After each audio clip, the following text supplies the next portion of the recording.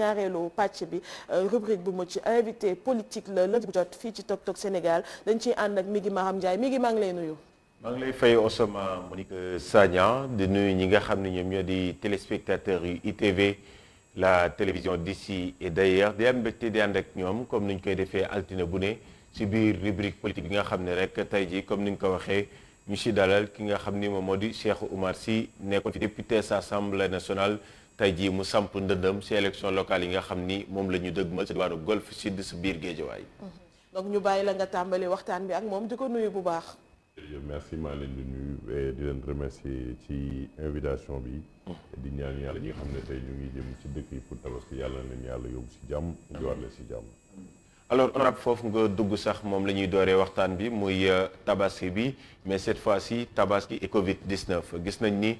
daanaka bii mooy ñaareelu yoon xew-xew bu ni mel di dugg si mbas mi nga xam ne rek mu ngi lëmbee Sénégal alors si woote bi nga xam ni kilifa yi def nañ ko d'abord le ministre de la santé ensuite le président de la république moo nekkoon ñaan Sénégalais yi pour ñu toog fu ñu nekk bañ a tabaski yi alors su lu ni mel d'abord ban jàngat nga si am. waaw xam nga tey bu ñu ko ñaanee bu kilifa yi ñaanee c'est vrai qu'il y a des mesures barrières te gis nañu ne tey pandémie boo jëlee par exemple ci week-end bi rek il y a plus de 3088 cas yoo xam ne teg nañu ko c'est flambé la boo xam ne musul am. ba démb rek am nañu plus de 1700 cas. am nañ fi 11 décès yu fi jaar ci week-end bi waxuma la ak ay plus de 36 cas yoo xam ne day cas grave lañu. loolu dañuy ne tey normal na kilifa yi ñoom seen bopp ñu woote génnee drapeau rouge bi ne attention cas yi commencé na jéggi dayoo. mais le problème qui s'est posé même bu nekkee perception la am na wala amul kilifa yi waroon njëkk a toog ñoo toogul. ñoom ñoo dem def ay tournée économique wan ñi ne mesure barrières yi parce que déjà en mai commencé woon nañu joxe prémisse pour ne la ne troisième vague baa ngi ñëw. variant delta baa ngi ñëw donc état bi moo waroon jëloon matuwaay bi ci moment bi commencé teg ay mesures tey état bi ba mu defee ay tournée dem fu nekk ñooy def gis fi ay mobilisation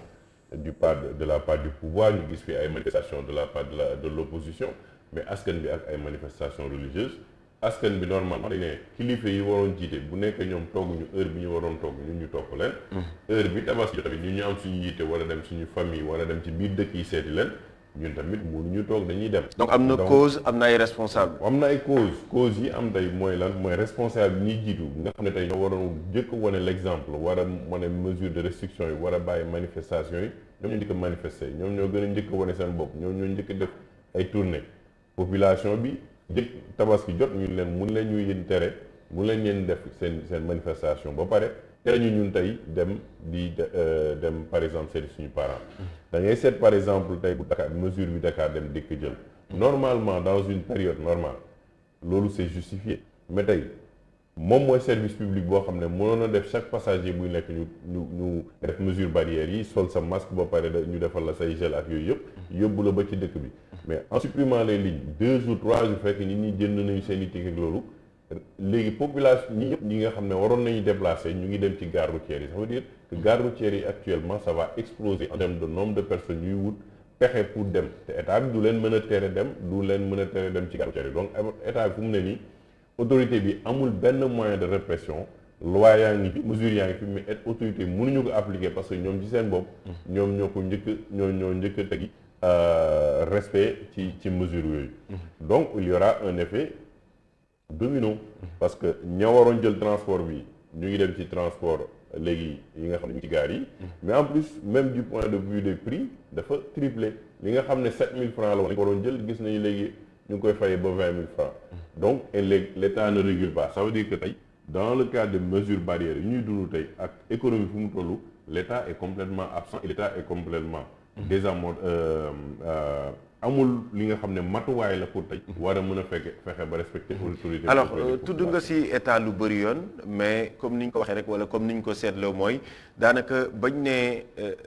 mbir mi wàcc na deuxième vague bi ba nit ñi commencé am yaakaar ne coronavirus génn na ci réew mi am na tournée du président de la république tudd nga ko mais également ci wet gi du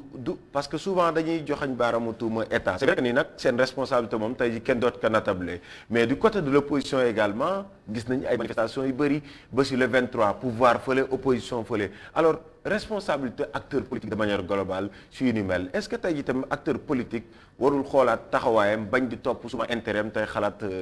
peut-être jafe-jafe askan wi wala seen i wér-gu-yaram. pourtant wax naa ko nee na ne y a l'État y a l'opposition opposition bi tamit est aussi responsable que l'État parce que bu état defee dara opposition ne duñ ko def parce que ñun buñ ko def parce que buñ ko defee mën na gaañ askan bi. effectivement xam nga loolu tamit position la boo xam ne opposition bi mënoon na jël ne ñun duñu célébrer 23 juin parce que bëgguñu askan bi gaañu wala bëgguñu variant bi dugg ci biir dëkk bi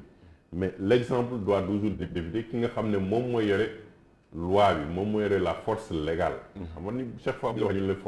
force légale état moo ko yor bu nekkee force légale bi tey toog na ne day def 23 juin xam nga ba ñuy def 23 juin bu état bi ne woon du ma def 23 juin parce que mesures yi di ñëw situation yi di ñëw mënta ne kon dinañ tere beneen manifestation bi mu am kon 23 juin am mais de toute façon les acteurs politiques en manière générale même dans le cadre de la loi bi ñu jël voté tey ci nga xam ne mooy élection locale yi ñuy dem mais gisoo benn député bu proposer amendement par rapport à ci situation bi naka la ñu nar a voté bu situation pandémie bi nar a exposé nag dañ ko waroon dugal pour xam mesure d'urgence yi ñu waroon jël en cas de vote. est-ce que kon yow déjà présent am nga si ay crainte. waaw am naa ci ay crainte parce que bu ñu demee tey on est à 3000 cas l'État tey na la vaccin yi doyul tey rek dégg ngeen ne AstraZeneca amatul moom. ñu ngi xaar ñuy livré leen Johnson & Johnson. Sinopharm deuxième dose yi c'est-à-dire que ki waroon jël deuxième dose moom la ñuy jox tey pour ñuy jël première dose c'est-à-dire que les services de santé sont sous pression et qu'on attend aujourd'hui pour que dose yi war a mën a ñëw. donc yan effet la nar a am dans les prochains mois maîtriser guñ ko. Dans quelques mois, les vacances vont venir. Le problème, c'est de contenir les jeunes qui vont aller vers les plages, qui vont aller vers dem fooy ci mbedd yi. ñooñu tamit ñoo leen di téye après école war a ubbiwaat donc effet domino bu muy am ba élection locale bi ñëw yow xam est-ce que day yokk wala day wàññi par rapport ak état bi naka la ko war a gérer. parce que tey est-ce que le président de la République am na sañ-sañ jël ay mesures d'urgence ne day indiwaat couvre-feu on sait pas est-ce que daf ñuy confiner on sait pas mais. pour mu jëm fa dina nekk ci moom trop parce que la mu waroon doore mooy c'est-à-dire interdire yenn respecter continuer de respecter mesures barrières yooyu amul donc il y a des effets yoo xam ne même sur l'économie mobiliser woon nañ fi 1000 milliards pour jàppale nit ñi tey cas bi moo gën a métti moo gën a yokk état bi amul moyen pour accompagner à ce niveau le social pour faire face à cette pandémie. mais yow loolu daal fu ñu gisee première vague bu mu ñëwee dañoo wax retour de l'État-providence maanaam ñëpp a wax ni léegi état Covid-19 da ko gën a jox doole mu jël ay mesures 1000 milliards a fay sax benn début li nga xam ne mooy courant ak ndox mais jamono ji troisième vague bi nga ni état bi dafa absent dans le sanitaire état bi su absent yi lan la ñuy craindre. mais on craint la catastrophe. parce que lu leer la catastrophe. on craint la catastrophe parce que état dafa jëloon première vague génne force Covid-19. waaw exceptionnellement dans le monde peu de pays gisaguma ko bokk. dañu gis Sénégalais yoo xam ne dañu jël seen xaalis pour dimbali état. pour dimbali état donc redevabilité ci 1000 milliards bi foofu la ëppee doole parce que sénégalais yi dañoo jël ci seen xaalis cotiser dem ci ministre de la santé jox ñu dugal trésor public pour dimbali état donc loolu amoon na deuxièmement l'état était présent parce que couvre-feu amoon na restriction yi booy dugg ci bus il faut nga sol say masque booy dugg ci yenn bureau yi ak léegi mais demal guddi doxantu ji tey ñi di sol seen masque bëriwul doxal ci mbedd bi tey nga dugg ci bus yi ñu koy respecté kan moo koy respecté loo kenn. mais est-ce que yoon la est-ce que yoon la. du yoon di absenté même su fekkee ni sax tere nañ ay rassemblement public mu amaat mais warta lâcher le bras autorité la notion d'autorité dafa war a exercer wu ba léegi nii. xam nga la notion d'autorité elle reste présente et forte quand l'autorité l'incarne elle-même et qu'elle ne donne pas wala bu du ubbi ay porox ndoll yoo xam ne dina indi moom dooleem moo ñëpp xam nga tey par exemple ce qu'on a le plus à craindre aujourd'hui c'est que nos forces de sécurité et de défense yi nga xam ne ñoo ñuy assurer suñu force ñoom ci boppam ñu Covidé policiers yi ñu ngi ci mbedd bi léegi bu corps de police bi tey ñu commencé am Covid bi xoolal Pérou presque une partie de la moitié de seen policiers yi tey dañu am Covid donc c'est des choses yoo xam ne état bi dafa war a nekk en mesure d'anticipation mais surtout war a bañ a topp li nga wax sànq suñu égo politique ba nga xam ne tey ñun mun nañu ne ok ñun dañu bëgg a wane suñu doole. Le président de la République au moment où il commençait à dire man bu ma neexee jël ay mesures dinaa bu affaire bi continuer dinaa jël ay mesures yu am doole pour faire face à cette troisième vague de pandémie. Le lendemain nga gis ay directeurs ay ministres am ñuy joxe ay bus pour convoyer des étudiants. C'est pas un bon exemple. boo pare yow président de la République guddi gis nañ la ngay doxantu nga ànd ak Farba Ngom nga di mais loolu yow sa bopp perception bi muy joxe. c'est que yow mesure yi ci boppam yow respecté woo ko. est-ce que communication bi dina jàll avec de comportement yi ni mel. moom laa la bëgg expliquer. donc c'est contradictoire par rapport à la démarche yow ñu gis la ngay def yenn actes yi. c'est-à-dire que yow en tant que chef de l'État yow yaa war a incarner ak sa gouvernement ak ñi nga àndal l'autorité ferme de dire que tey ñun dootuñu defati dara loo xam ne dina gàllankoor askan bi boo gisee dina ko mën a topp mais tey aujourd'hui dinañu obligé delluwaat ñaanaat kilifa diine yi ñu jàppaat ci xeex bi parce que tey fii Sénégal kenn koo xam ne kenn mënu ko ŋàññ tey ci posture bu mu am mooy le khalife des Tidianes moom depuis le début il a été constant nee na leen dina am première vague dina am deuxième vague dina am troisième vague te l'histoire lui a donné raison waxoon na nañu moytu waxoon na état bi interpellé na état bi teg devant ses responsabilités mu wax ko mu tere leen ba ñi tegee pression ci kawam bu ñu ubbi jumaa yi dafa bañ mu taxaw ci posture am mais tey il a raison sur l'histoire parce que aujourd'hui moom mooy autorité boo xam ne mën nañu xool ne respecté na les mesures barrières respecté na la pandémie depuis le début. alors ban attente nga am kon si kilifa diine yooyu nga tudd laataa ñuy ñëw si mesures yi nga xam président daf ko war a jël. non ci kilifa diine yi ci kilifa diine yi par exemple tey la famille omarienne conscient de situation bi tey métti na il y avait quelques semaines yaakaar wuñ ko woon mais bu ñu xoolaate situation bi tey mu mel nii ne affaire bi léegi jéggi na dayo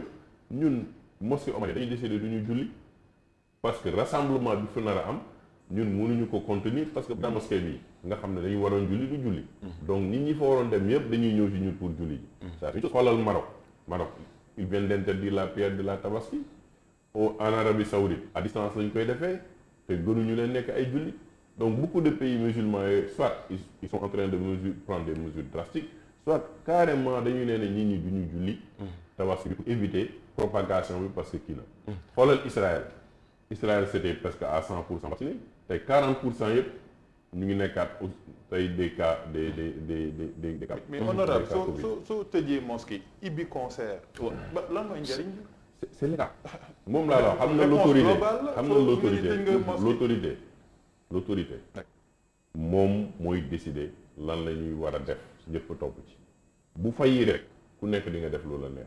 bu tey aujourd'hui ci coobare sëriñ yi ci coobare ñi nga xam ne tey ñoom ñooy def concert yi ci coobare parti politique yi ak ñenn ñi ñooy ne ñun duñu def mais état bi pour mu mën a nee ne nit ñi bi ñu def moom dafa jafe parce que ci côté ci boppam la fay bi njëkk amee tey bu ñu lay jël ay mesures foog naa ne dina métti trop ci moom pour mu mun ko imposer par rapport à la jeunesse. d'accord alors honorable dañoo gis ni deuxième vague bi ay manifestations daanaka moom moo tax ñu tegg yenn restrictions yi ñu bëri jàpp ni décisions yi nga xam ne moom la ñu jël sa mbas mi du ay décisions sanitaires mais plutôt des décisions politiques est-ce que jàpp nga ni on a un état fort au Sénégal vu les comportements ak actes yi nga xam ne moom la ñu posé depuis ces derniers mois. on a un état fort je sais pas mais li ma mën a xam mooy on a un état quand même assez affaibli par cette pandémie dañuy xam ne nag ne pandémie bi dafa am doole. parce que day wane ay faillite du fii rek parce que gis nañu Danemark ñu ngi génn manifester aujourd'hui l'État n'a pas assez de ressources. en France l'État n'a pas assez de ressources pour tey le secteur informel moom moo yore suñu économie tey boo teree le secteur informel mu dox xale yi ci mbedd bi dañuy génn parce que il faut que ñu dund il faut que ñu am fu ñu tey donc ñun suñu biir société aujourd'hui on a beaucoup de contradictions qui font que la pandémie mën na jural boppam da ngay gis Cheikh Oumar tey nee na moom day tëj jumaam mais mënoo tere madame Ndiaye mu def lu mu bëgg parce que moom tamit nee na si sama wàllu diine lii lay def parce que l'État dafa bàyyi ay porox ndoll yoo xam ne kenn ku nekk bu ci gisee faay rek da ci dugg alors que l'État dafa war a fermer nekk autorité mais bu lii bu ñu ko waree def ñëpp a koy defandoo Mauritanie mu ngi nii di def couvre-feu di ko remonter jusqu'à 22 heures tey boo nee da ngay indi couvre-feu Sénégal xoolal coow bu alors thèse confinement bi lu tax ñuy rejeter thèse confinement bi c'est une mesure de riposte non. Oui, c'est une mesure de riposte, mais est-ce que tu as le coût aussi de suivre tey ba aujourd'hui la France ba muy confiner ak ne dañ doon yónnee ay ndimbal ci famille dañ doon jël ay mesures aujourd'hui aux États-Unis dañ doon yónnee ay chèques ci famille yi pour ñu am lu ñuy dundee. yow ban mesure financière ak économique ngay joxaale ñi nga xam ne tey ñu ngi dëkk Golf Sud ñu ngi dëkk Guédiawaye madame Ndiaye une population énorme Pikine ak yeneen yi nga xam ne tey c'est des grandes banlieues yoo xam ne amul usine amul industrie amul dara c'est des populations qui vivent le soir. Fondé Ndambé Pinton yooyu yëpp ñi nga xam ne tey c'est une vie réelle qui se fait le soir loolu boobu bu ñu ko amul guddi gi am na ay maires yoo xam ne pour ñu am dépense suba guddi lañ koy liggéey ñooñu boo leen ko teree y a vraiment un problème. monsieur si suñu la déggee fu mu ne nii dafay jafe pour état de rectifier le tir apparemment est-ce que fu mu nekk ni am état amul benn solution pour contrecarrer troisième vague bi et ses conséquences économiques sanitaires sociales bu mu mën ci doon lu dul laisser au bon vouloir des populations apparemment loolu la ñu dégg ci say réponses. waaw non am na l'état du question amul c'est-à-dire que pour mu def ko moo jafe l'état a les moyens. Tu as des forces et défense et de sécurité. Tu peux les faire sortir, tu peux faire ramener le couvre-feu, tu peux interdire tey par exemple ba mu nee Dakar dem dikk du demul ci dara yeneen mesure mën na ko jël génne policiers yi génne armée bi ne zones yi dañ leen di isolé lii dañ koy def mën na ko def mais le problème c'est la démarche bi nga xam ne ñoom ci seen bopp il y a un mois ñoo jël moo leen topp tey moo leen rattrapé pour ñu mën a appliquer loo ay mesures sénégalais yi day jafe maintenant c'est de la responsabilité aussi de chaque Sénégalais de xam ne je menace mon voisin je menace ma mère je menace mon père gis nañu tey par exemple Revocap ci bi nga xam ne Marème Soda Ndiaye moo ko jiite mais def nañ fi liggéey bu am solo ñoom nga xam ne tey ñoom Abdourahmane Sow parce que dañu dem di sensibiliser nit ñi ci affaire bi egg nañu ba vaccin bi bu mu amee ñu dugg di dem di vacciner alors que ñoom c'est une jeune association de volontaires aujourd'hui naka lañ leen di état bi di accompagner ak la société civile surtout avec les religieux pour ñu sensibiliser Sénégalais parce que boo amul benn canal boo xam ne bii doxatul da ngay wut beneen canal boo xam ne tey de sensibilisation de waxtaan dugg ci biir nit ñi wax ne mi ngi boo moytul yow di nga wàlla di wute buggoo ko wàlla nit ñi mën a jël ay mesures y a des gens qui sont retournés par eux-mêmes ñu jël mesures yi ne xam ne ni feebar bi am na ñu ngi woo seen bokk ne ne sol masque yi def leen kii tëjuwaat leen loolu Sénégalais yi ñu ngi koy defal seen bopp mais la grande masse ni pour la nga def leen ko ça c'est alors peut-être pour jeexal ci mbas mi laata ñuy wax ci wàllu politique ak sa candidature ak yu ni mel pour yow gis nga ni tey jii reconfiné waat yi nga xam ne ñoom ñu da askan wi jafe-jafe lay doon alors lan ngay proposer concrètement comme mesure yi nga xam ni président war na ko mën a jël askan wi nga yaakaar nga ni askan wi dinañ ko topp su boobu la dogal. je pense que mesure yi ñu war a jël tey li mu wax naa ko sànq la première chose mooy il faut ñu delluwaat ak kilifa diine nga xam ne ñoom dañu am ñuy njaboote ñu waxtaan ak ñoom waxtaan aussi avec la société civile parce que gis naa benn task force société civile ñu ngi koy mettre en place pour ñu mën a sensibiliser parce que tey étape bi ñu nekk li nga gën a mën a def mooy sensibiliser la grande masse mesure yi ñu amoon mooy sol masque yi kii yooyu yëpp ñu jóg mais surtout mais mosu fee jógee mais ñu bëri solo tuñu seen masque xam nga mosu fee jógee moo tax ma ne ñu sensibiliser waat leen pour ñu mën ko delloo si waat ñu mën ko parce que li fi jóge li fi am mooy mesure bi sur écrit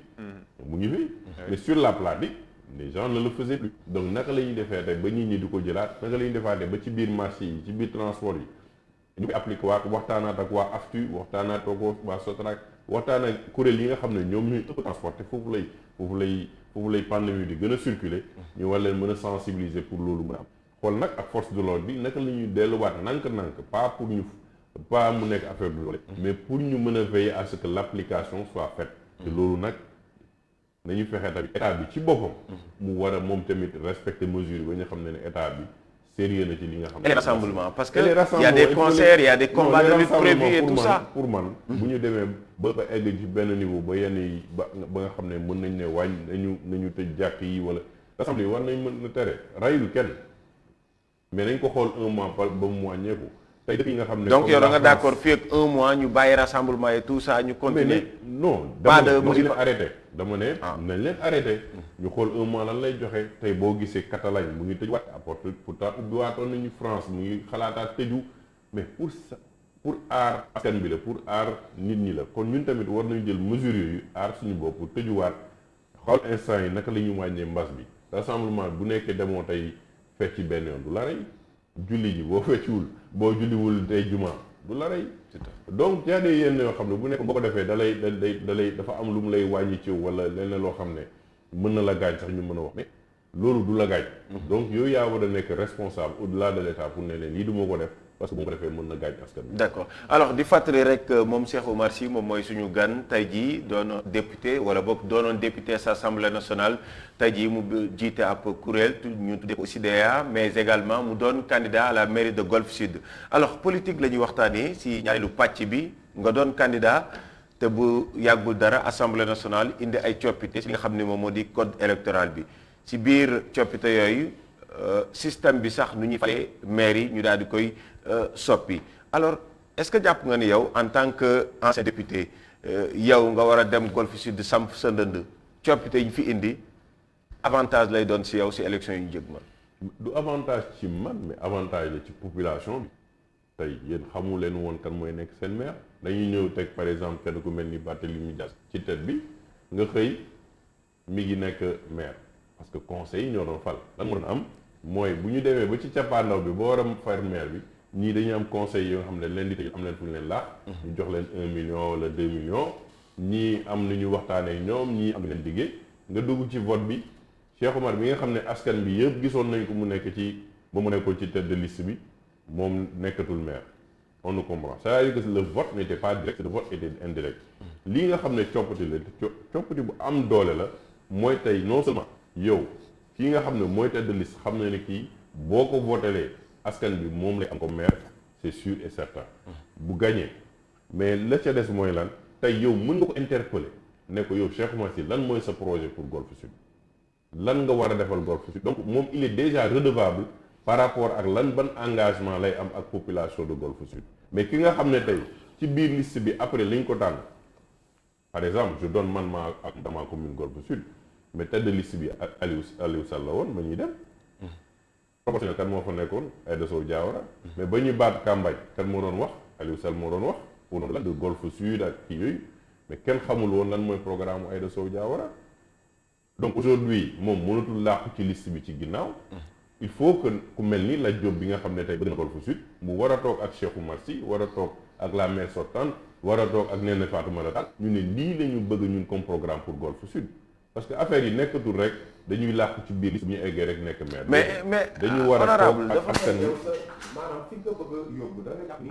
mbir mi mbiru programme lay doon est-ce que jàpp nga ni Sénégal doon nañ askan bi nga xam ni dañuy sukkandiku ci programme pour fal waaw xam nga lenn lu ne dañ ci yee askan xam nañ ne Sénégal lan lañ lay wax diw def na fi social diw ba ma amee sama ngénte ñëw na fi diw ba ma amee sama décès ñëw na fi diw ba ma am ba tabaski ñëw indil na ma xar diw ba loolu c'est du social c'est bien mais est-ce que social mooy développement politique alimentaire est-ce que social mooy développement tey est-ce que le fait que le président de la République est offert ndax man du ma def moi je le fais pas à un niveau boo xam ne du ma def loo xam ne non man mairie jaraluma man ma dugal nit ñi ci yenn système yoo xam ne xam naa ne amul benn rendement je donne un système très simple le financement dañuy dégg partout ne dañuy financer femmes yi alors que c'est de l'arnaque financer wuñu en réalité tu pars à Pamecas wala nga dem crédit mutuel nga ne man dama bëgg financer 300 femmes ñun la da ngay joxe benn caution wu 20 millions nga dem ne femmes yi boo leen demee Pamecas ubbi dinañ la jox ku nekk benn financement de 250 000 francs ñu dem ñu ubbi ñoom seen bopp compte bi foofu te 200 femmes là bu ñu dajalee ba ubbi compte bi yow jotaat nga sa fonds de garantie yow politique bi nga dugal ko sa poche xam nga yow perto léegi bor bi ñu jël ñoom 250 000 kan moo koy fay du politique yow mii nga xam ne yow yaa contracté ak Pamecas wala kii nga xam ne dañ la doon nax ne yow dañ lay financé yow yaay des ak bor bi donc c'est un système boo xam ne non seulement c'est pas bon mais déjà c'est malhonnête de le dire comme de le faire comme ça parce que dimbali woon nit ki pour mu développer da nga ko dugal moom ci boppam loo xam ne bu demoon Pamecas xamal ko boppam bu ubbi woon comme comptam dugal fa xaalis normalement ñu lebal ko xaalis bu muy liggéeyee loolu gis nañ ko parce que Aliou Sall naka la gagné dafa ñëw gaare oto ñu gis xaw ma Pamecas la woon xaw ma crédit mutuel en face veille vote bi nee leen boo leen ma votalee suba ngeen am seeni financement. xam nga loolu rek la jël pour gagner yow. non dama lay ne la veille non dama lay wax exemple c'est un exemple c'est un exemple noonu la gagner. non dama ne xam nga dama wax ci affaire financement bi waxuma duma rek dama la wax ci am na yeneen pàcc yoo xam ne tey mën na lekk loo xam ne du ci programme la tegu financement boo xam ne da nga ne damay financer nit ki te alors xam nga ne financer woo ko da nga jël sa fonds de garantie teg ko bu ko nit ki ubbee mu jël boppam nga xaar ba veille élection nga ne ko boo ma votalee man suba mu ma gañee di nga am sa financement mu wóodale ne yow li nga koy financer joxe ko sa xaalis y a problème c'est pas un programme loolu laa wax c'est pas un programme. kon yow yaakaar nga di nga changer mode de vote bi en 3 mois 4 mois yow yaakaar nga ko ni ngay voter maanaam yow xam nga ni le vote au Sénégal il est effectif bëri na ay paramètres yoo xam si ñi dina voter yaakaar nga ni yow di nga ko changer d'ici au mois de janvier. yaakaaruma ne man dinaa ko changer en 3 mois ou 6 mois dama ne aujourd'hui c'est un processus. am na ñoo xam ne dañuy ne avant nañu duñu voter li tax duñu voter parce que xamuñu kan mooy nekk seen maire te donc ñu toog seen kër ñu ne duñu voter te aujourd'hui boo leen nee ne di nga xam kan moo nekk seen maire mu wóor la ne yow mii la ñuy voter dinañu génn voter le vote je suis d'accord le vote est affectif nit ñi mën nañu voter parce que x y raison mais bul fàtte ne Golf Sud il y a des enseignants si des enseignants am na ñoo xam ne ñoom peut-être que boo leen waxee ak ñoom lii moo leen intéressé am na ñoo xam ne tey littoral bi moo leen intéressé on a 4,1 kilomètres de littoral jógee cité douane ba SHS tey le problème de déclassement bande de filao bi nga xam ne aar suñu littoral ay ñoom Michel Mendy ñu bokk ci di ko xeex ñu ne nii suñu suuf la kenn xamul ban plan d'aménagement lañ fi def kenn xamul kan lañ ko jox kenn xamul ñan ñoo nekk ci ginnaaw mais loolu tey askanu Golf Sud ba Guédiawaye war nañ ko xam lu tax ak ñan dañoo fa nekk donc te mairie bi waxuñu ko donc il y a autant de questions yoo xam ne war nañ ko soulever tey aujourd'hui quel est le bilan de Aïda Sow Diawara dans la commune de Golf Sud bu nekkee yow da nga ne yow am nga tey jox benn corbillard wala dem nga peinturaat le centre des jeunes yow ne loolu la wala joxe nga ay saaku ceeb ay association je suis désolé mais la pauvreté reste et demeure là-bas suuf saa ngi foofu ñu ngi ko bàyyi mu ngi tegu foofu ba léegi donc bu defee 2 mandats pare il faut ñu gis tey aujourd'hui par rapport pas non seulement au niveau local mais au niveau national président moo ne fast track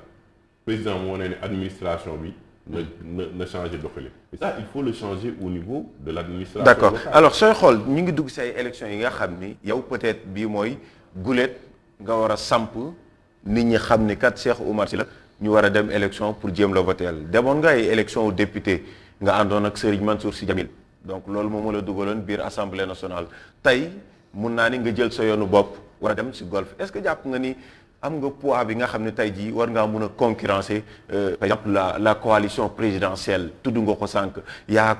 Aliou Sall il est de golf Lat Diop il est de golf Néné Fatoumata Tall elle est de golf autant pour moi est-ce que jàpp nga ni mën nga faire face pouvoir boobu nga xam ni moom moo nekk sa kanam ak mode élection yu bees yi. faire face moom ragaluma leen franchement bu nekkee. waaw mais honorable base bi moo tax may wax. sa base est-ce que am nga base xam nga lu wax sa boobu na ngaa juum. je suis allé aux élections en 2014. local. lu mu la may. maa ngi sur les 15 listes je suis sorti 5e te boobu maa ngi demoon 2 mois en retard parce que ñi ma àndaloon jeunes yi ñoo forcé woon ne ma Cheikh man leen bon tu sais je suis pas bien préparé mais comme ñaan ngeen ma nee ngeen naa ñëw bu may soog a ñëw bees Golf Sud. nga ànd ak nag ban coalition bii dama la yow nga doon yow kese yow fu mu nekk amul benn parti bu la porté gum yow yaa jóg gum ni yow candidat nga. yaa ngi tamit mani bi tak moom la il faut nga wax ko ñu xam. parce que aujourd'hui à Golf Sud on est en train de parler dans une large coalition. xaaroo coalition bi décidé de. taxawu Ndakaar mu ngi fii ñu ngi ciy waxtaan on a déjà conclu seeti nañu waa Pastef au niveau local ñuy waxtaan waa PDS aussi au niveau local ñuy waxtaan Gakou waxtaan na ak moom Ahmed Aïdara waxtaan na ak moom man jóguma jóg rek ne la damay tëb. ba tey amul ba tey Pape Aliou ñooñu ñëpp amul benn coalition tey jii bu taxaw ni ñun ñoo porté candidature Cheikh Oumar Sy li ma la wax tey honorable defal nag xam nga Ahmed Aïdara nee na man je suis candidat à la ville ba mu koy wax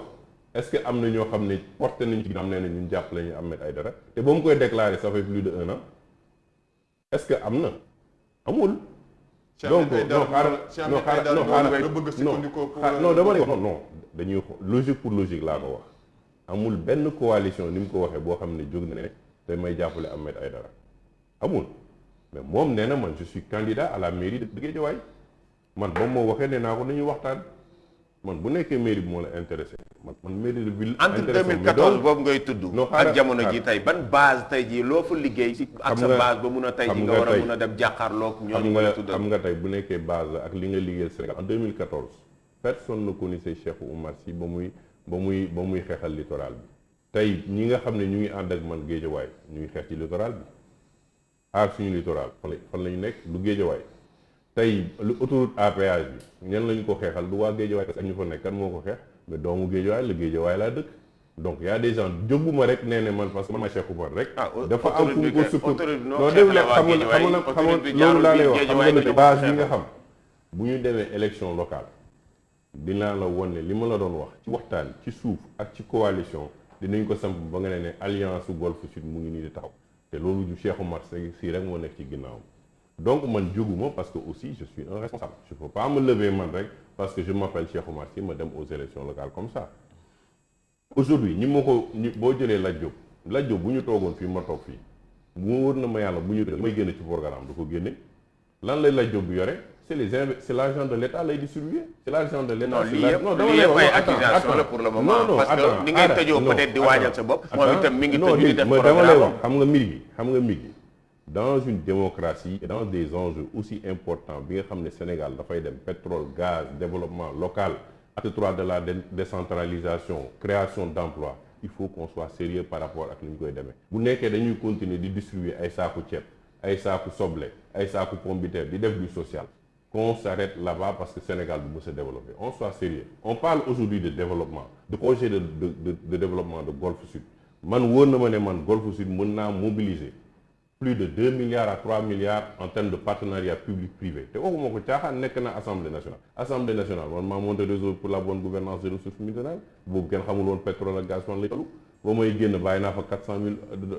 euros de financement pour la reforestation pour les parlementaires ba léegi maa ngi leen di accompagner ci ay activités donc man tooguma di ne rek damay nekk ci social bi kese di nga am loo xam ne yaa ngi koy def discrètement mais da ngay réfléchir ci formation jeunes yi combien de jeunes j'ai formé à travers l'observatoire pour les enjeux de demain donc da nga fa nekk loo xam ne nekkatul kese jël xaalisu état bi di ko distribuer di ne damay jël xoolal par exemple tey poste lan moo ko rey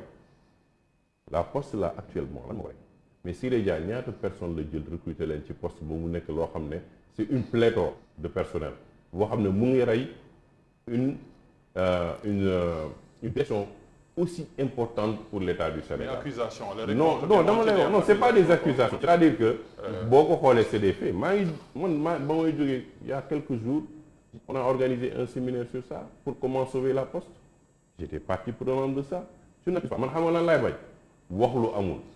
man du ma j'ai pas de subjectivité par rapport à une personne moi je suis dans l'objectivité boo demee da ngay présenter sa programme la ca des mooy lan mooy askanu Golf Sud moo war a xam intérêt fan la féetewoo bu nekkee li ñu bëgg a continuer di def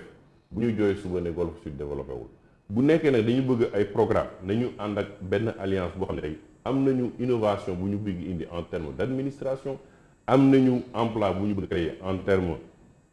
de restructuration des quartiers de développement de pavage defar ko mais surtout de faire ressortir Golf li nga xam ne mooy atum premier c'est le littoral mais loolu ça se discute autour de man nee naa leen man je suis d'accord en tant que Cheikh Oumar Aliou Sall toog fii Aïda Sow Diawara toog fii Néné Fatoumata toog fii Lat Diop toog fii ma toog fii ku nekk wax sa programme. alors wax nga léegi ci programme tudd littoral bi coow la jamono ji may ànd ak yow barki démb rek ñi ngi woon ci télé bi di sàkku pétition maanaam askan wi signé pour ginnaaw ba nga xamee ne njiiti réew mi day def déclassement filao yi tey jii ci littoral bi lan nga ci bëgg carrément en tant que candidat sa programme. xam nga tey littoral bi d'abord li ñu bëgg ñu mooy aujourd'hui on a beaucoup de travail ba ma nekk assemblée nationale ba léegi travailler sur la loi sur le littoral parce que lépp luy jiitu littoral bi mooy voter la loi sur le protéger de bande de littoral tey boo jógee cité douane ba cité HSS Golf li mu am ci littoral boobu war nañ ko war a defaraat aménager ko un parcours sportif boo xam ne képp ku jóge ci Dakar di nga ne gulet bañ a xool fii ci corniche bi nee ne corniche bi moo ñu dàqal non mën nañ fa aménager loo xam ne képp ku dëkk Golf day nee ne Golf bi vraiment c'est une vitrine bu ñu fàtte ne Golf aujourd'hui c'est l'une des villes les plus l'une des communes les plus peuplées de Guédiawaye c'est presque 30% de Guédiawaye c'est 100 000 habitants c'est 36 quartiers donc yooyu yëpp boo ci bàyyee xel tey fan nga Desagna Diop basketteur fan la jógee Golf Sud Balla Gueye il est de Golf Sud donc il y a beaucoup de choses qu'on peut faire sur le littoral de Golf Sud en termes tey à partir de 17 heures ana jeunes yi ñu ngi ci plage bi ñu ngi génn mag ñi ñu ngi dem ci sport yi donc loolu tamit c'est un atout économique mais xam nga loolu yëpp. mais lan moo koy honorable fondé. yow parcours sportif rek nga fi waxagum ci littoral bi. non mais. parce que loolu loisir maanaam yaa ngi jéem a occupé ndaw ñi. toogul mais ak dëkk waay beeg programme bi soo ko toogalee ak la non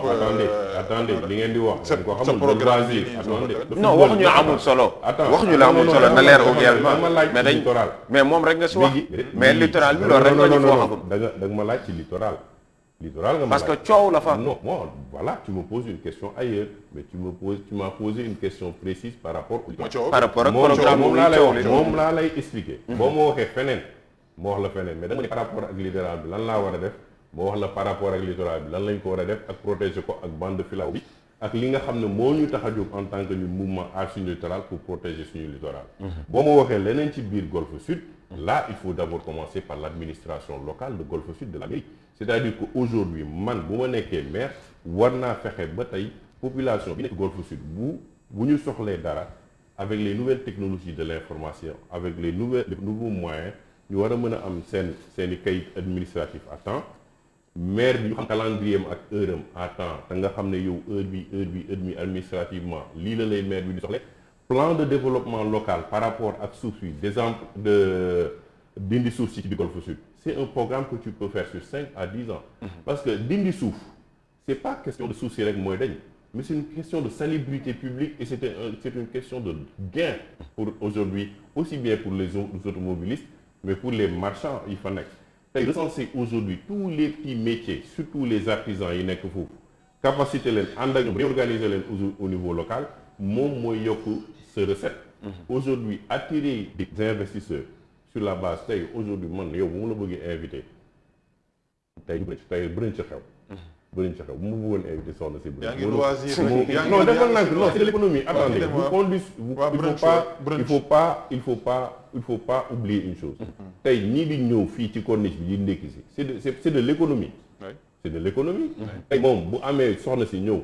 mu ndékki see golf mu am fu muy bëriñ seeg fu muy lekkee ci restaurant ñaata recette xaalis lay dugal ci économie ça c'est pas du loisir c'est de l'économie qui rentre parce que tu as des gens que tu crées des emplois, des jeunes de Golfe Sud qui travaillent, des restaurants qui fonctionnent et des gens qui quittent d'autres localités pour venir. Quand tu fais du sport qui marche dans une commune, des gens quittent leur localité pour venir faire des choses dans ta commune. C'est aussi de l'économie qu'on crée. Loolu tamit dañ koy am. Tu as des marchés qui sont là, qui sont à ciel ouvert. ñaata ngeen am yéen Golf est-ce que bëri ngeen ay marchés.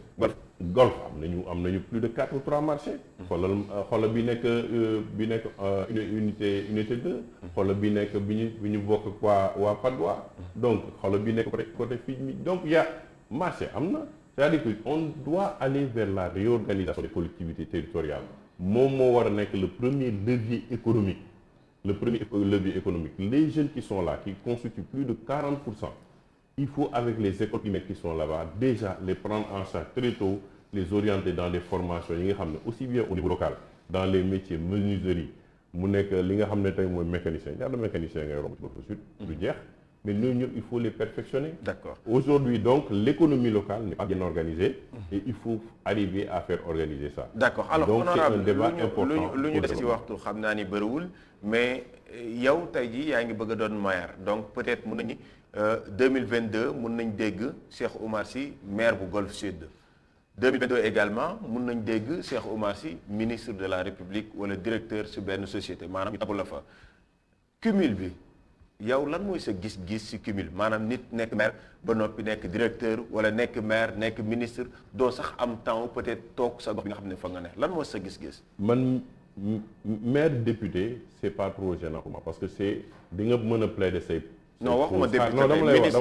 non dama lay wax mais dama lay wax maire député par exemple. c'est pas trop gênant parce que tu peux aller plaider un budget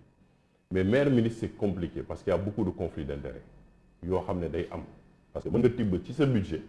yóbbu ci sa localité orienté léegi ay activités yoo xam ne waroon nañ ko séddale de manière équitable pour tout le monde mais yow nga yóbbu ko ci fi nga xam ne tey moom mooy sa localité donc yenn cumul yi dañ ko wax pour man yenn cumul yi ay directeurs de yenn sociétés yi ak ay directeurs ay ministères loolu dañ ko war a éviter fondamentalement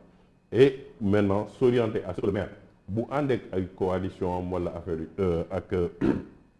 bu nekkee tey maire la député on peut l'accepter de manière à ce que le maire puisse aller à l'Assemblée nationale plaider son budget plaider pour sa commune boobu xam nga yorul budget yorul leen loo xam ne ni indi conflit d'intérêt mais tey man bu ma nekkee ministre des forces armées ma nekk candidat à Tambacounda forcément j'ai un budget à côté j'ai le DAGE à côté j'ai des marchés à côté j'ai des trucs wala nga nekk directeur des impôts nga joxe 17 bus yu dem Kolda ça pose problème parce que tu utilises les moyens de l'État pour les orienter vers mais moyens financiers yi laataa ñuy jeexal est-ce que yor nga ko carrément également parce que yaa ngi koy tudd sànq ba tey lu bëri wax nga ko nga ni kat nit ñi dañuy jënd yow xam nga élection nu muy amee Sénégal donc foofu nga am koppar si wet gi benn financement que ce soit muy sa mobiliser gi yu ni mel alors en tant que candidat yow est-ce que ban jàngat la ñu war a def su koppar ñu war a utiliser si élection ak yow fan la nar a sukkandiku mi ngi laaj ko ne quoi. si xaalis waaw xaalis aussi ngay jël wala parce que en même temps casquette yee bëri. moom casquette yee bëri. waaw man je l'accepte et je l'assume mais li nga xam ne tey man wóor na ma ne am naa loo xam ne mën na ma may ma dem élection locale loolu moom am naa ko loo xam ne mën naa dem élection locale mais du ma utiliser loo xam ne la mooy moyen OSIDEA parce que OSIDEA amul moyen OSIDEA c'est une petite organisation qui forme des jeunes. bu la neexee nga ñëw ku mën a capter mën ngeen capter yi foofu muy ñëw loolu yëpp yoo xam ne am na doole yoo xam ne mën nga ko capter yu benn noonu mais aujourd'hui mën nga am ñoo xam ne dina la jàppale ci ginnaaw par rapport à ta vision par rapport ak li nga xam ne mën nga ko développer sa niveau local pour ñu jàppale pour les élections locales ñun utiliser ñu budget l'État ñi nekk en face de nous ñooñu nga war a poser fan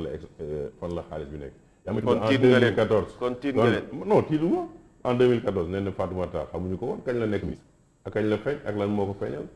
c'est sa posture et le budget de l'État la jóg lan moo ko feeñal mooy posture bu mu nekk ci état. pare également ba nga duggee sur liste Jamil c'est la askan wi xam mais bésu ñàkk man ba ñuy dem bésu ñàkk on est parlé avec une petite coalition ñu ñoo gën a tuuti. waaw mais ba tey volontariat ba tey xamuñu la woon honorable non defal foofu lañ lay doog a xam assemblée avec ses positions xam nga buñ la xamul woon déjà defal na non liste bi day Serigne Mansour Sy Jamil la woon ak ñeneen mais xam nga bu doon Cheikh Oumar Sy kese la ngeen amoon si député doo leen ko am mais déglu ma c'est ce capital là boo ci construire ba nit ñi xam ku Cheikh Oumar Sy ba Cheikh Oumar Sy mën a dem local ba mën a nekk 5e sur 15 c'est déjà quelque chose où tu peux commencer du neen moo tax nga invité ma suba teel fii man en tant que Cheikh Oumar nga ne ma rek damay invité parce que y a un capital qui est créé autour de la personne man nag fu ma toog damay sant di gërëm Serigne Mansour Sy Jamil parce que nit ki tamit ki li nga xam ne boo la indi ci liste ba nga liggéey te bu ma fa liggéeyul woon loo xam ne tey sénégalais yi mën nañ ci teg seen bët kon tey du ñu toog ba tudd ma wala du ma toogaat bay dellu. ñu ngi lay jaajëfal baax a baax. Cheikh Oumar Sy merci beaucoup Migui Maram Ndiaye merci également sa invité Cheikh Oumar Sy moom mi fi nekkoon député membre OSIDEA te samp ndëndëm ci élection gox yeeg goxaat yi foofu ca Golf Sud lii lañ leen andiloon tey ci Tok Tok Sénégal di leen jaajëfal ci toppandi bi depuis 6h30 di leen jox dig daje demain 6h30 di des suñuy programme nag Billy Bourse dina fi ñëw dàkki dépense lal basang également si kanam di leen jox rendez-vous demain inchallah à 6h30